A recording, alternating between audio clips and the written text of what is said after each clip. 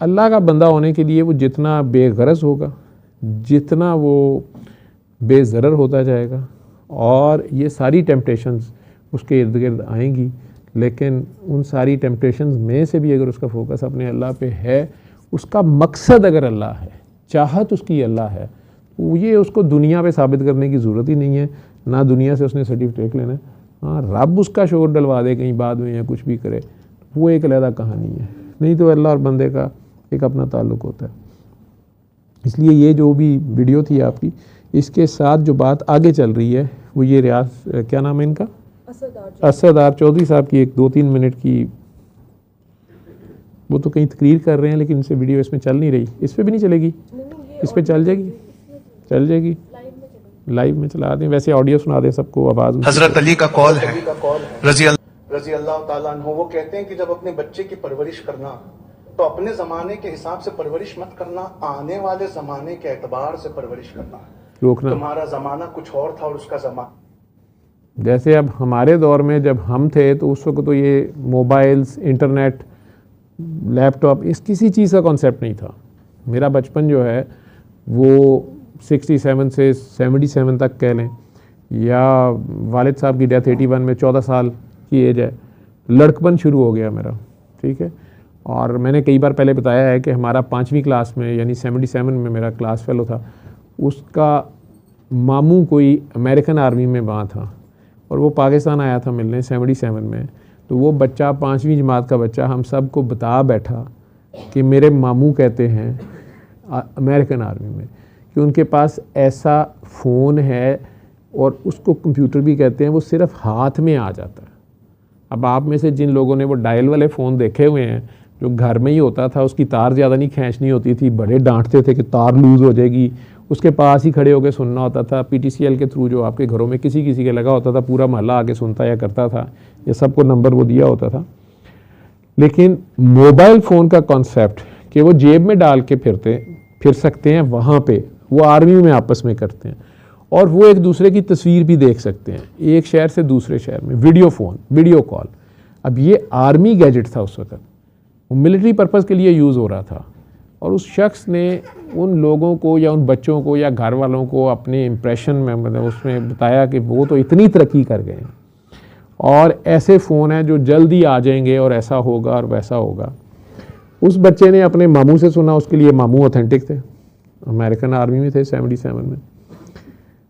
और मुझे याद है कि पहले तो हमने पूरा साल उस बेचारे का नाक दम में कर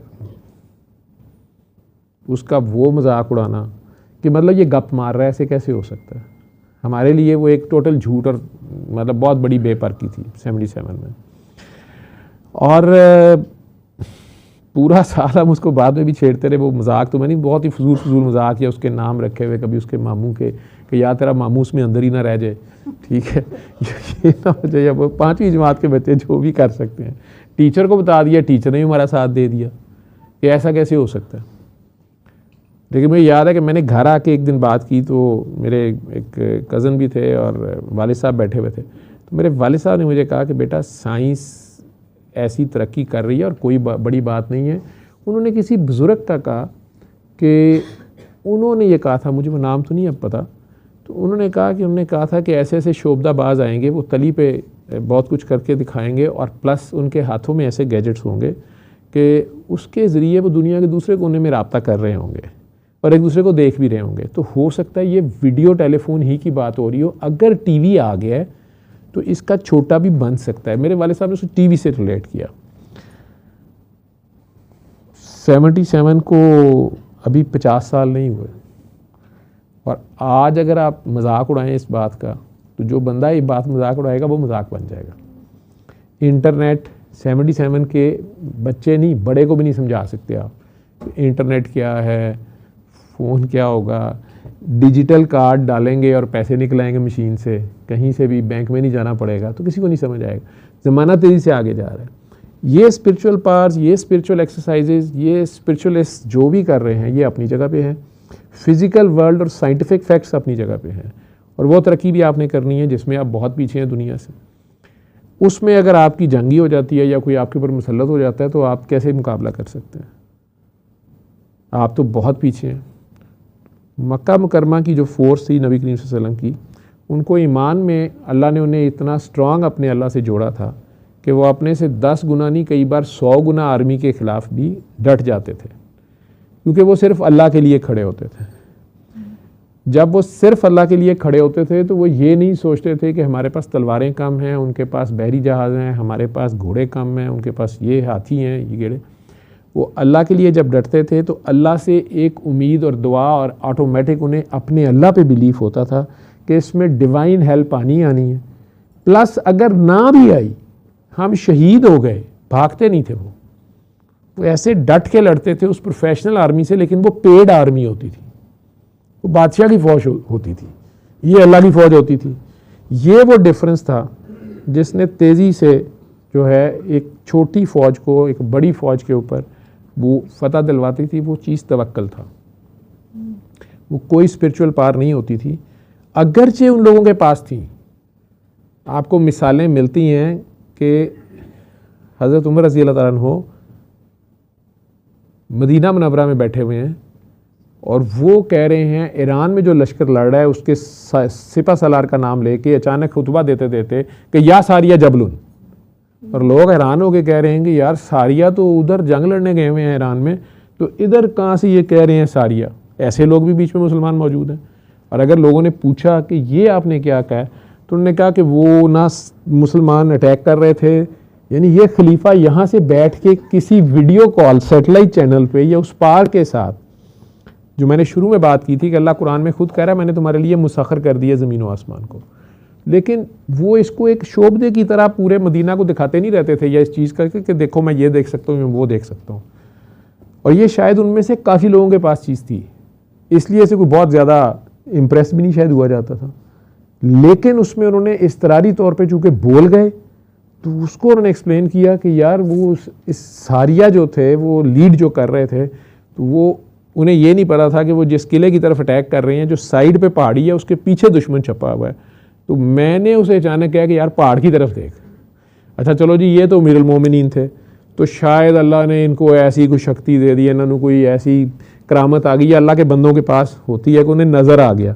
अब उधर से हज़रत सारिया तो नहीं है, लेकिन हज़रत सारिया जब आते हैं, ईरान फतह हो जाता है, तो लोग उनसे पूछते हैं तो वो खुद ही बताते हैं कि हाँ फ़लाँ दिन फ़लाँ किले के मुकाबले में हम बड़ी मुश्किल बचे, हमें अमीरुल मोमिनीन की आवाज़ अचानक आई, मुझे आई कि पहाड़ की तरफ मुतवज्जा हो, और हमने उधर जब रुख किया तो पता चला दुश्मन उधर छुपा हुआ था, हमने मारा जाना था, उन्होंने पीछे से अटैक करना था।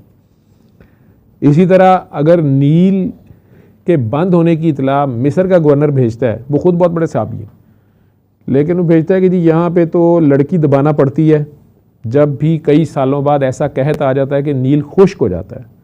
और यहाँ इन्हें पक्का पता है, यहाँ यही मिथ है, इनका मज़हब या इनका कल्चर है कि जवान खूबसूरत कवारी लड़की दुल्हन बना के दरिया में ज़िंदा दबाई जाती है, उसके बाद पानी जारी हो जाता है।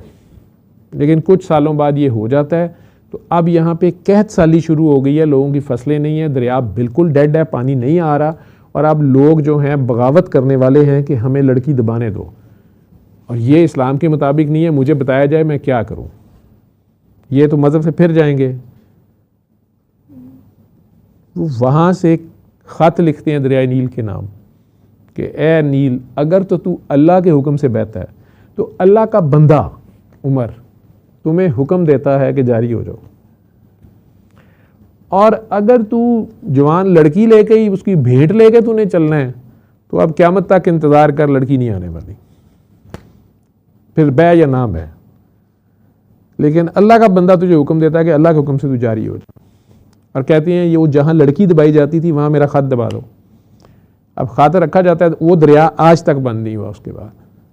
अब ये पानी पे हुक्मरानी है, वो हवा लेके जा रही है सारिया तक खबर, और किस तरह से वो पिक्चर उन्हें नज़र आ रही है रब जानता है। हवा, पानी, आग मदीना मुनव्वरा की गारों से लगती है या जंगल फायर लगती है, शहर की तरफ आ जाती है, लोग भागे आते हैं कि शहर पूरा तबाह हो जाएगा, आग बहुत बड़ी है। वो अपनी चादर या कंबल मामा उतार के दे देते हैं कि ये जाके चादर पे डालो, क्योंकि वो उस वक़्त खलीफा है, मुस्लिम सारे उसके साथ हैं। वो चादर को जूं जूं आग के ऊपर डालने की कोशिश करते हैं, आग पीछे हटती जाती है। अब ये हिस्ट्री में सच है झूठ है मुझे नहीं पता, मैंने ये जो पढ़ा है और ये होगा, ये भी लिखा हुआ है। जलजला आता है, जोर से वहीं बाजार में खड़े हैं, जोर से जमीन पे दुर्राते मारते हैं, ऐ जमीन ठहर जा, क्या मैंने तुझ पे अदल कायम नहीं कर रखा। जमीन ठहर जाती है, वो शदीद जलजला रुक जाता है। आग, पानी, हवा, मट्टी पे हुक्मरानी अल्लाह के बंदे की है। क्या हमारे आज भी ऐसे कोई बादशाह या हुक्मरान, हम में से कोई ऐसे इंसान हैं जो इस तरह से अल्लाह की मखलूक को हुक्म दें कि हम अशरफुल मखलूक़ात हैं, तुमने हमें सजदा किया हुआ है, तमीज़ करो, आराम से बैठो। अल्लाह के वलियों की तो कईयों की शान देखी कि उनके सामने शेर आ गया या कुछ भी आ गया तो उन्होंने उसको बिल्कुल वो बकरी बन गया या आराम से बैठ गया, उल्टा उनके पास पाँव चाटना शुरू हो गया। अल्लाह जाने कितनी सच्ची झूठी बातें, लेकिन होती हैं ऐसी बातें। लेकिन वो ऐसे करामत या मोजज़े दिखाने के लिए यूज़ नहीं करते। मोजज़ा तो वैसे ही अंबिया का होता है, वली से करामत सरजद हो सकती है। हम सब के अंदर वो सारा सॉफ्टवेयर हार्डवेयर है, लेकिन हम उस तरह से अपने अल्लाह से नहीं जुड़ते। हमारा तवक्कल वो नहीं, हम मुवक्कल के चक्कर में रहते हैं। और आज ये वीडियो जो दिखाने का मकसद भी ये था कि इस तरह तो हिंदू जोगी भी कर रहा है। बाबा जी के लफ्ज़ मुझे याद आ गए हैं, ठीक है। किसी इंसान को आईसीयू में वो आए हुए थे, तो वो बैठे वेट कर रहे थे, पेशेंट रेस्ट में, हार्ट रुक गया उसका, मैंने सीपीआर किया। उसी देर में एक और पेशेंट नया ही आया, वो आते ही रेस्ट कर गया, उसका भी मैंने सीपीआर किया। बाबा जी चुप करके बैठे रहे। तो उनके साथ भी एक दो लोग थे, एक डॉक्टर था। तो वो कहता है कि जावेद भाई आप लोगों का यहाँ सीपीआर का सक्सेस रेट, यानी दिल रुक जाए तो उसको दोबारा, कितना है? आप लोग बड़ी अच्छी ऑर्गेनाइज टीम है। इत्तेफाक में उन दिनों बड़ी अच्छी टीम थी, मौज़म बेग मिर्ज़ा साहब और यूनुस शेख साहब की टीम थी वो। तो मैं उसे बताना शुरू हो गया, वो बड़ा इम्प्रेस था। तो बाबा जी कहते हैं तुम भी तो डॉक्टर हो, ये डॉक्टरी कर रहे हैं ना, एक प्रॉपर वे से कर रहे हैं। गोरे से एक अच्छी बात सीखी है इन्होंने, और जान बचाने का इल्म है, अच्छी बात है। अब वो डॉक्टर था, शायद उसने ऐसे नहीं देखा हुआ था जिस हालत में उसने देखा। तो वो कहने कि बाबा जी इन्होंने तो नहीं ये तो मुर्दा ही ज़िंदा कर दिया। बाबा जी आगे से कहते हैं कि यार ये तो फिर भी डॉक्टरी तरीके से है, ये कोई बड़ी बात नहीं है, हर मज़हब के लोग अब कर लेते हैं। हाँ, मुर्दा दिल ज़िंदा करके दिखाओ।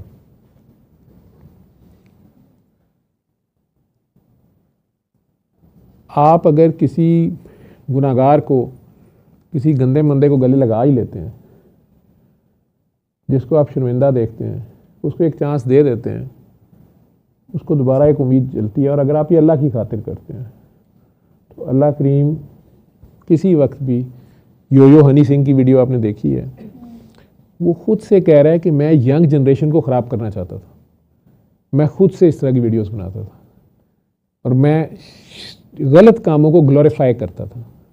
जवानी में होता भी है बंदा, ठीक, लेकिन मुझे ये समझ आई कि अगर अल्लाह ने मुझे ताकत दी थी, मेरे म्यूज़िक में या मेरे कलाम शायरी में मेरी शोहरत भी मुझे हासिल थी, तो मैं उन लोगों को पॉजिटिव वे पे भी ला सकता था। ट्रांसफॉर्मेशन उसमें हुई है, लेकिन पहले खुद वो साइकी का मरीज़ हो गया। जब वो उस फोकल पॉइंट से, वो जो उसका अपना क्रिएटर बनाने वाला जो था, उसके अगेंस्ट गया, अपने अंदर से मस्बत और मनफी का जो कनेक्शन था उसमें मनफी की तरफ गया, तो मनफी में तो कोई चार्ज नहीं होता। चार्जलेस हुआ तो ऑब्सेशंस में गया, ओसीडी हो गई या बाइपोलर डिसऑर्डर हो गया, बैलेंस लूज कर गया। कभी शदीद डिप्रेशन और कभी शदीद हाई फाई हुआ है। नशा, शराब, शोहरत, पैसा, औरतें, कोई चीज़ उसको हेल्प नहीं कर सकी। लेकिन वो कुछ साइयों के साथ जो बैठता था, वो जो स्पिरिचुअल टीका उसके कर लगा था। अब मुझे नहीं पता कि उसमें ट्रांसफॉर्मेशन किस चीज़ ने किया, लेकिन उसने कहा मुझे इस्लाम ने किया, मुझे इस्लाम ने गाइड किया, रास्ता दिखाया। अब इस्लाम क्या है? बैलेंस, सुकून। सुकून सिर्फ अल्लाह में है। उसको अपना मालिक याद आ गया, नाम उसको जो भी पता है उसका। आगे उसकी पहचान का सफ़र है। वो हम में से कई जो हैं उन्होंने अपने बुत बनाए हुए हैं, खुद हमें नहीं पता। मुसलमानों के घर पैदा होके हमने अल्लाह से ज़्यादा इम्पॉर्टेंट कई चीज़ों को समझा हुआ है, वो हमारे बुत हैं। लाजमी नहीं है कि बुत पत्थर का ही होगा। कोई भी चीज़ जिसको हम अल्लाह से ज़्यादा, अल्लाह को भूल के चाहना शुरू कर दें या उसके पीछे भागना शुरू कर दें, या दुनिया क्या कहेगी ये नहीं परवाह कि अल्लाह क्या कहेगा, दुनिया का बुत बना लिया, दुनिया क्या कहेगी, दुनिया को दिखाने के लिए ये करनी है, दुनिया को दिखाने के लिए ये नहीं करना, दुनिया का भी एक बुत मान लिया। वही बुत परस्ती है, वो चाहे अपनी मैं की बुत है या वैसे दुनिया से है। काकी जी आपने क्या बात करनी थी, इनको माइक देना। आप खुद 1 साल पहले किस लिए आए थे, उन्हें माइक दीजिए।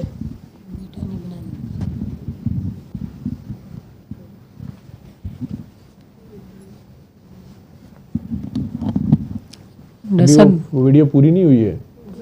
हाँ, वो अभी 1 मिनट का वो क्लिप सुना दे मुझे पूरा जी। ये दुनिया में हो क्यों रहा है ऐसे? कुछ और होगा। टेक्नोलॉजी को यूज कैसे किया जाए? फ्यूचर को तकाजा बनाकर जिस भी ग्रेजुएशन पर लगाएंगे, आपको समझ में आएगा कि जितनी चीजों में हम एडमिशन लिए बैठे हैं वो सब माइनर है, वो मेजर है ही नहीं। और आप अभी अपना मोबाइल निकालिए, क्रोम खोलिए, लिखे वहां पर एक लाइन 15 कंपनीज, बस इतना लिखना है आपको गूगल पे। क्या लिखना है? 15 कंपनीज। उसके आगे गूगल प्रॉम्प्ट करता है, और गूगल क्या प्रॉम्प्ट करता है हम सब जानते हैं, जो जितना ज्यादा सर्च हुआ वो उतना प्रॉम्प्ट करता है। तो जैसे ही आप लिखेंगे 15 कंपनीज, गूगल आगे लिखता है that don't require a degree. दुनिया की 15 कंपनियां ऐसी हैं जो अब डिग्री के बलबूते किसी का रिक्रूटमेंट नहीं कर रही। रोकना, वो डिग्री के बलबूते यानी आप सर्च पे डालते हैं 15 कंपनियां, आपने बस ये लिखा है, तो आगे से वो खुद उसको फिल करता है कि वो वाली कंपनियां जो डिग्री के बगैर ही नौकरी दी जा रही हैं, उन्हें आपकी डिग्री नहीं चाहिए, लेकिन अपना इंटरव्यू वो करेंगे कि आपसे उन्होंने जो काम लेना है आपको, आप उस मतलब के हैं कि नहीं है, डिग्री है या नहीं आपके पास, क्योंकि ये घर बैठे ही आपने काम करना है। और उन्हें इंटरनेट या उस हिसाब से उन्हें काम चाहिए, एक मजदूर चाहिए, एक रोबोट चाहिए, वो खुद ट्रेन कर लेंगे। वो 15 कंपनियों में से टॉप 3 कौन सी हैं जिन्हें डिग्री नहीं चाहिए, वो ये बात कर रहा है, लेकिन इसकी वजह क्या है वो भी बता रहा है। सुने जरा। का रिक्रूटमेंट नहीं कर रही। उसमें पहली कंपनी एप्पल है, दूसरी कंपनी गूगल है, तीसरी कंपनी अमेजन है। यहूदियों से यहां एक बात और सीखने लायक है, वो इनकी स्ट्रैटेजिक पोस्ट्स पर है, वो गूगल की सबसे ऊंची पोस्ट पर है, वो माइक्रोसॉफ्ट की सबसे ऊंची पोस्ट पर है, वो अमेजन की सबसे ऊंची पोस्ट पर है। और इस वजह से क्या होता है, फोर्ब्स मैगजीन कहती है यहूदियों ने वो कर दिखाया जो मुसलमान क्या कोई कौम नहीं अभी कर सकती। हमें लगता बेटा क्या कर रहे हो? वो नेट है कि वो बंद हो जाता है, वो स्क्रीन टाइम कम। और हमारे साथ दुनिया की हर चॉइसेस सिर्फ एक क्लिक पर अवेलेबल है। यहूदी जमात हंस के कहती है दुनिया के पास वही चॉइसेस अवेलेबल हैं जो चॉइसेस हम दिखाना चाहते हैं। मिसाल पैलेस्टीन में 2021-22 का आंकड़ा सुना रहा हूं, 16,990 से लेकर 23,000 बच्चों को हड्डियां टूटने तक मारा गया है। पर गूगल पर वो इंफॉर्मेशन नहीं है। क्यों? You don't have the choices. तुम्हारे हाथ में कोई चॉइसेस नहीं है। चॉइसेस उनके हाथ में है जो स्ट्रैटेजिक पोजीशंस पे अपनी मेहनतों से जाकर बैठ गए।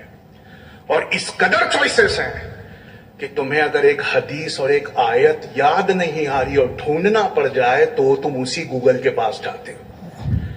ये गूगल पे कब्जा ना करके, सवेरे का सेंटेंस ठीक कर रहा हूं, बचपन और जवानी नहीं, सारा ईमान उनके कब्जे में चला गया। आप समझ रहे हैं?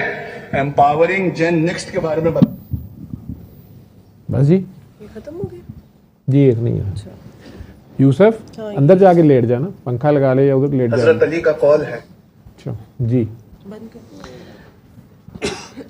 इनकी बात को गौर से सुनिएगा। जो भी बात मैंने कही है नेट में भी आ गई होगी, ये वैसे है नेट पे पड़ी हुई चीज़, मेरे हाथ लगी, मैंने बीच में डाल दी। जो बात मैं कह रहा हूँ या कह सकता हूँ या दबे लफ्ज़ों में कह रहा हूँ या खुले लफ्ज़ों में कह रहा हूँ, सिर्फ सोचने में मजबूर कर रहा हूँ।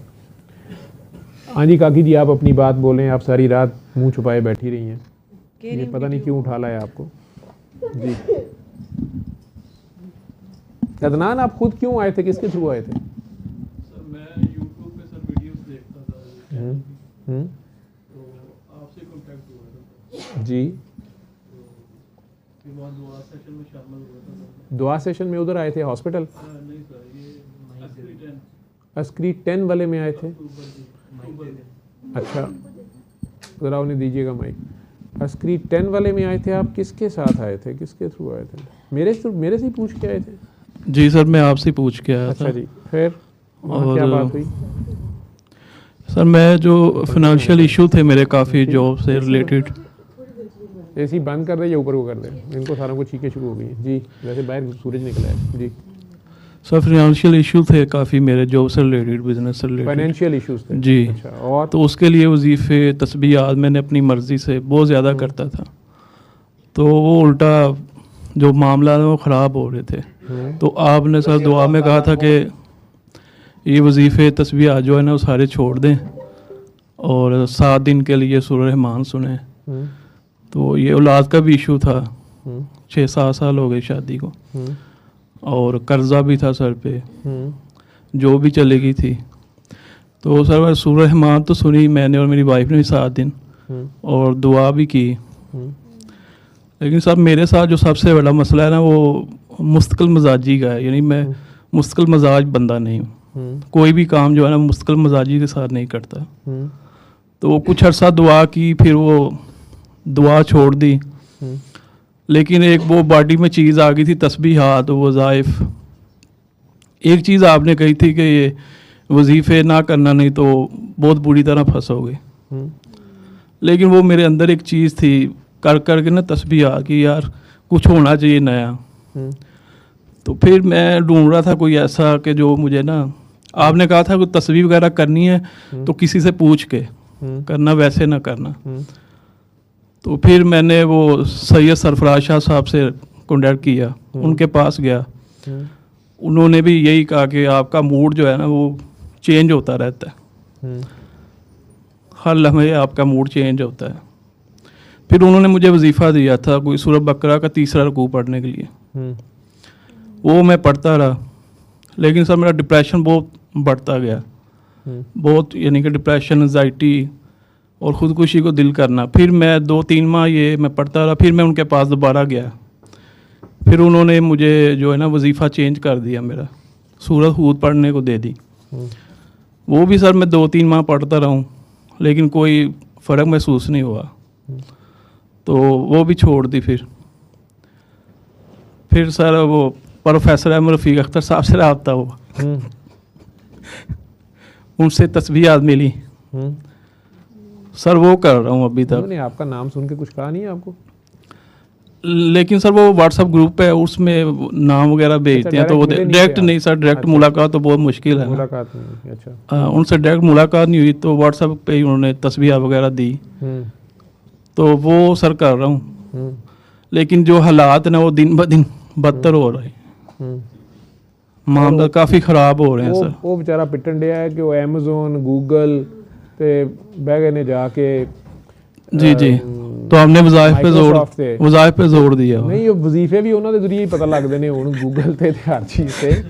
तो ये उन्होंने हुणे ही 2200 वीडियो यूट्यूब तो गायब कर दी, तो की करोगे?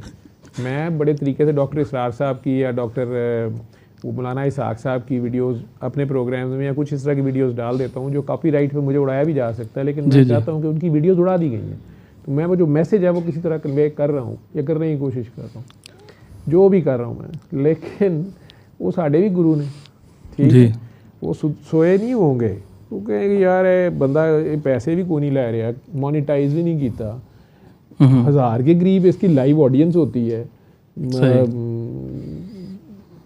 कोई हफ्ते में 10,000 तक तो वीडियो देखी जाती है माशाल्लाह यूट्यूब के ऊपर, या फेसबुक पे तो 1000 में है, लेकिन फिर भी ये नहीं कमा रहा। ठीक है, उन्होंने अपने लगा लिए हैं इश्तिहार भी, उसमें उन्हें पैसे भी आ रहे होंगे, रेवेन्यू भी आ रहा होगा जी, लेकिन उन्हें ये रेवेन्यू नहीं चाहिए।